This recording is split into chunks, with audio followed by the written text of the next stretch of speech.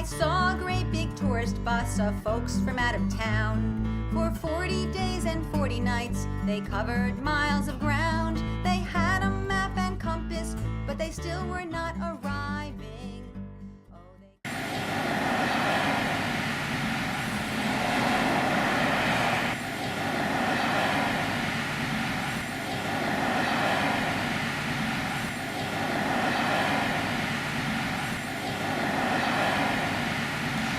Hi, welcome to Environmental News and Notes. We're here to talk with Marilyn Ellie and Gary Shaw about the last April 2nd Stony Point Convergence.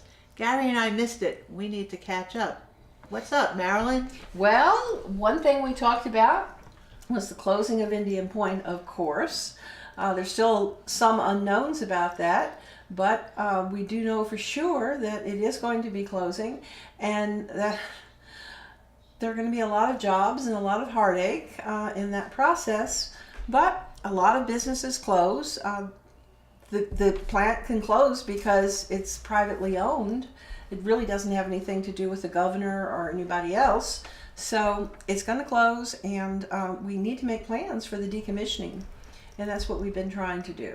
Right, and the reality is that this was a business decision made by Entergy, and the people in this area only focus on Indian Point, when Entergy has already shut the Vermont Yankee plant. They've already announced that they're shutting all of the rest of their merchant plants all around the country, including the ones up in Cape Cod, around Oswego, and in Michigan. Mm-hmm. So this is just a business cycle. Yeah, you did a piece about closing agreements and what we need to look for, Gary. What were some of the things in that agreement? Well, basically, it talked about the supposed date certain, which is 2020 for Indian Point 2, 2021 for Indian Point 3. There are some contingencies that could extend that. But to me, the important part was that there would be expedited movement of the spent fuel from the pools into dry cask storage, and that there will be better oversight by people who are not part of the industry. And I think that's very important, because the industry has never been very forthcoming, and they protect their business.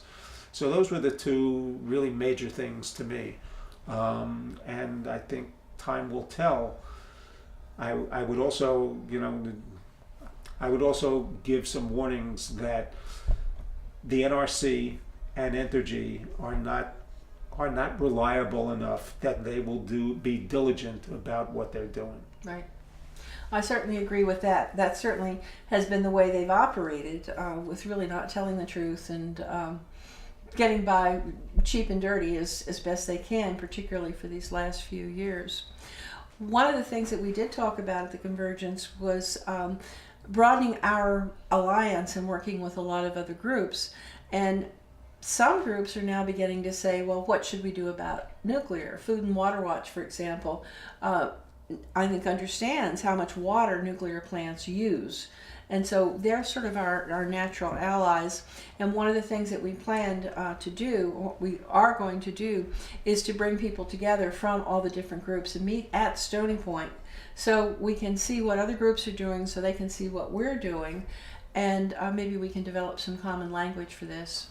Do you have any idea of which other groups may sign on for that?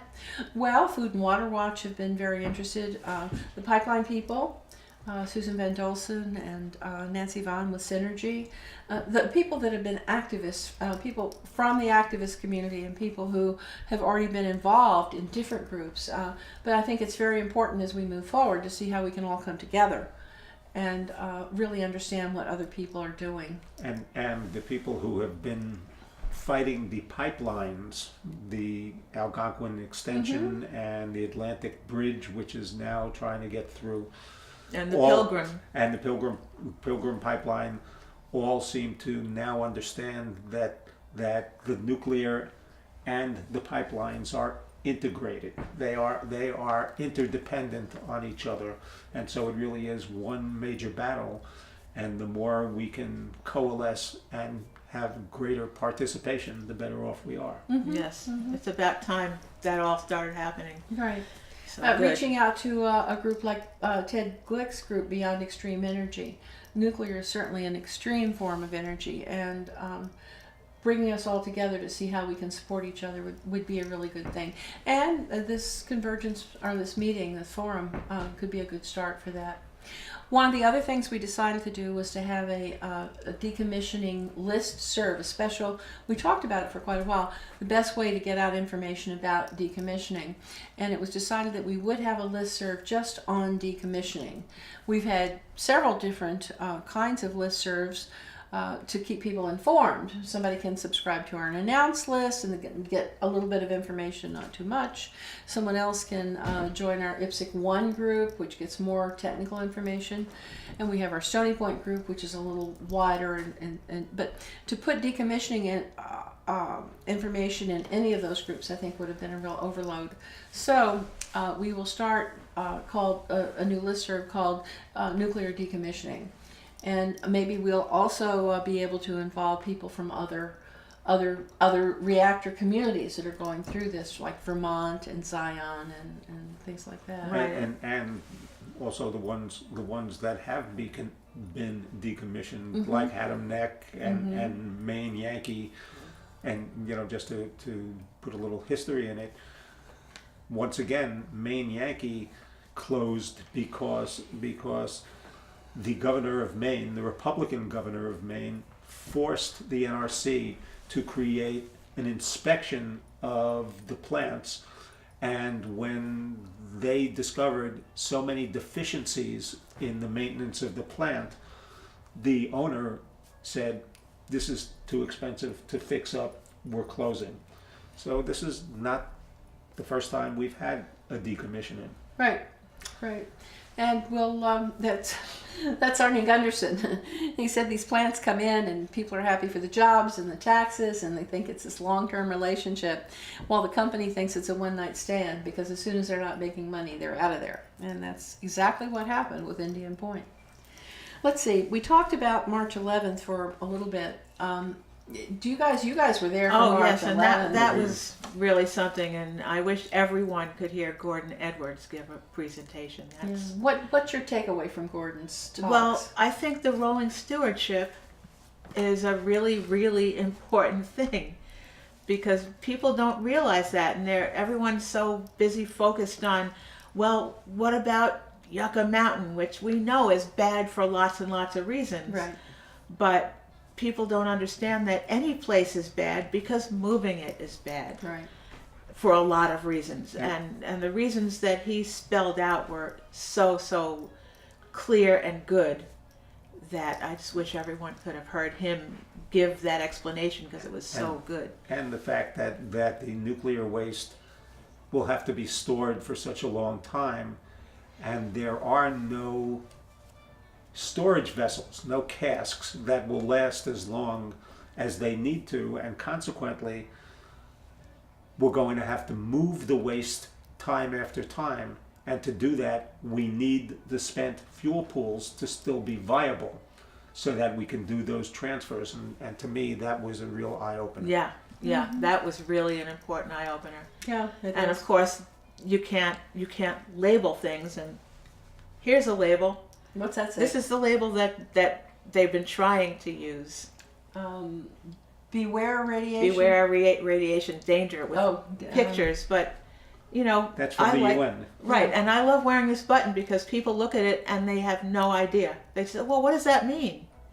And if this was supposed to mean how to speak to People in the people future. in the Right. deep future, that we can't even imagine what language they're going to speak. Oh, I see what you're And saying. this is supposed to speak to them, and people now already don't understand what it means. Mm-hmm. No, it has to be something that's handed down through umpteen million generations, because it has to be stewarded. Person to person. Person to Stewardship, person, I think, that's is right. the word for it. Yeah.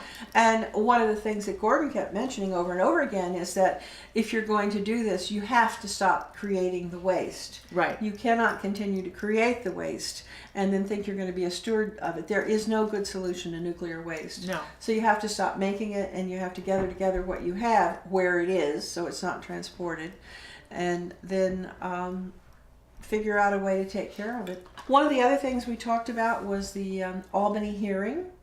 That hearing really put an answer, a final answer, I think, to the question of replacement electricity for Indian Point. All of the people that are in the top echelons of New York State energy field were there, and they all made it very clear and lined out all the reasons why Indian Point's not needed.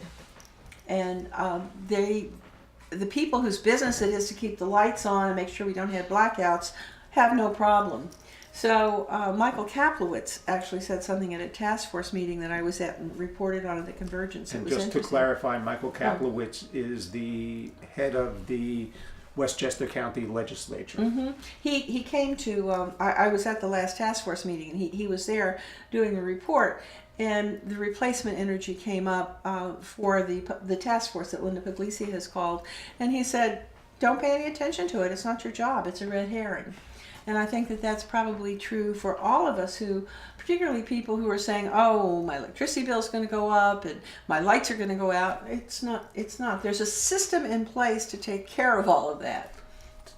Now that you've mentioned your electric bills going up, was there any discussion about the clean energy standard and Tier 3, which defines nuclear as emissions free and qualifies for a $7.6 billion 12-year subsidy by New York State that's going to be paid by every ratepayer in the state if it goes through? Was there any? Yes, we did talk about that, and we have two people in our group, Susan Shapiro and Michelle Lee, that you both know, who are working, they're both lawyers, and they're working on what's called an Article 78 petition, and will be in court to try to stop this. They need money. We talked about how we could help them raise some money, and that will be on our website. People that want to donate to that can certainly do. We'll figure out a way to get that information out to people, because why are we paying for closing upstate New York or keeping open non-competitive, non-profitable, non-competitive, aged nuclear plants that already have decades and decades of nuclear waste stored right there? We're just buying more nuclear waste is what we're doing, and it's guaranteed profit for the shareholders of those companies. That's what this is going for. It's not going for any societal cost. It's not going to help the workers. It's not going to help the communities. It's a guarantee to the company that they will make a profit by selling their electricity at above market costs. And I think that that's just a terrible misuse of our clean energy standards. And they don't need them. It's really not true that they're needed to continue operation because of being low carbon. It's just not true. They could close in. The other thing is that there's plenty of electricity up there from wind. If you want to look at the carbon content of electricity from nuclear and from wind, wind wins every time. So if those nuclear plants close down, the abundant wind supply up there would be more than adequate for their needs and for anything else up there. So it's a real boondoggle. I can't think of any other word for it. We will be developing next steps. And that's one of the reasons we need to have a forum with other groups, because, well, what are the next steps and laying that out. But when IPSC first started, you may remember we had those planks. Yep. So looking at those planks now and then going back and sort of seeing where we are and revising them. So there's a paper out now, a draft, called Next Steps. And so everybody gets homework. Get to read Next Steps, and that will get posted on our website. And we shouldn't forget that the closures are 3 to 4 years from now, and consequently people shouldn't be rushing around like chickens without heads, because there's still a lot of unknowns, including how much of that property is already so badly contaminated that it can't be reused, and how much of the property is going to be required to move the thousands of tons of radioactive wastes that are already stored in the spent fuel pools that will be going into dry cask storage. Right. That I don't think anybody has done that math yet, and it's really important to get that high-level radioactive waste out of there as soon as possible, and do it now so that you have workers who understand the plant and who have some institutional memory there and know what they're doing, and see how much land that's going to take. The casks are huge. Yeah. They're huge. They're expensive.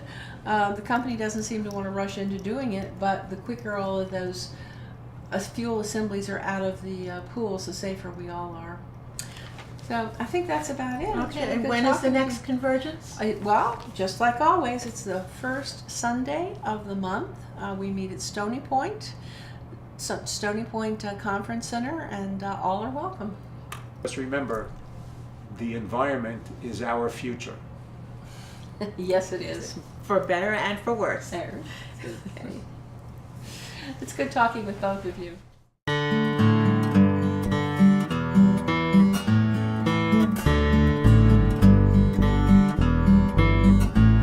I saw a great big tourist bus of folks from out of town. For 40 days and 40 nights, they covered miles of ground. They had a map and compass, but they still were not arriving. Oh, they couldn't get to Pleasantville, so they kept on driving. And then one day the sirens blew, the county was aghast. It seems the aging nuke plant had an accident at last.